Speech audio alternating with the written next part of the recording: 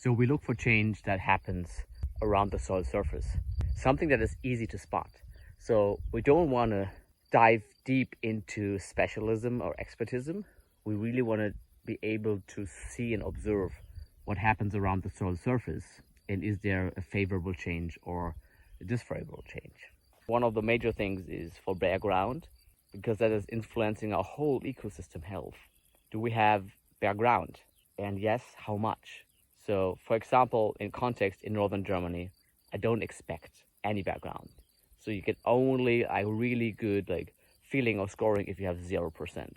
Here in Hungary, in this drier plains areas or in these hill areas, maybe up to 5% is still okay. But I'm looking especially if it gets more or less. So we look how good is the green plant material here, how much photosynthesis is happening here, compared to the potential that this region has. We look for living organisms, like any sorts of insects, bugs, flying insects, butterflies, pollinators. We look on the soil surface, do we find signs of spiders, ants, earthworms? And then we look what kind of functional groups do we have? Do we have warm season grasses, cool season grasses present? Do we have forbs and legumes present? Do we have trees and shrubs? Or at least are they trying to establish themselves, even if our context says we don't want them right now? And it's each of these groups, we look how alive is that group. Do they look like they want to stay?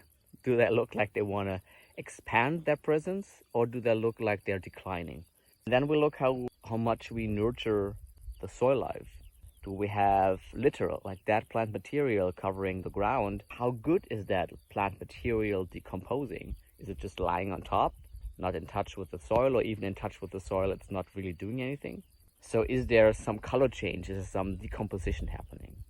We look how good our dung pads, not ours, but our animals' dung pads are disappearing. Is there signs of breaking down? Is there signs of dung beetles or other kind of beetles, like taking it apart? Does it look like it's been taken apart? Do I see signs of water erosion or wind erosion? Because all of these bare ground and the erosion signs just affect all of our nutrient cycle, energy flow, community dynamics, and especially the water cycle.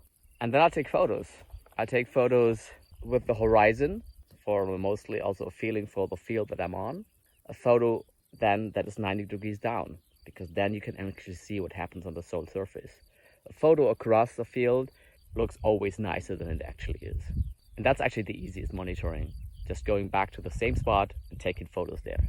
Write down these indicators that you want to look for, like bare ground, like microorganisms, like insects, like the different groups, grasses, forbs, legumes, trees, shrubs, and just notice, write down what you see. Try to give it maybe a score on a scale of 1 to 10. And then you have your initial baseline, your initial first monitoring, from which you then can next year and the year after and the year after, when you do your monitoring, start to see a trend. Is it going bad? If it's getting better or if it's getting worse? Because in the initial monitoring, you don't know if this is already better than last year or if it's worse than last year.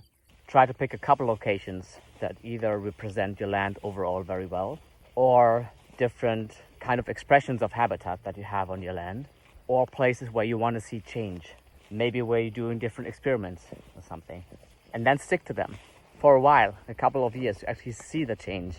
The most important thing for monitoring is consistency. So try to do it regularly, like every year. Try to go back in the same season, so mostly plus minus a couple of weeks of the date that you started it. Take photos, don't forget the photos, and obviously try to get back to the same location. And same location meaning like a circle of 30 meters, for example. We're not trying to look for the specific singular spot that we found with the GPS, but we're trying to see how this field, landscape, paddock is expressing itself.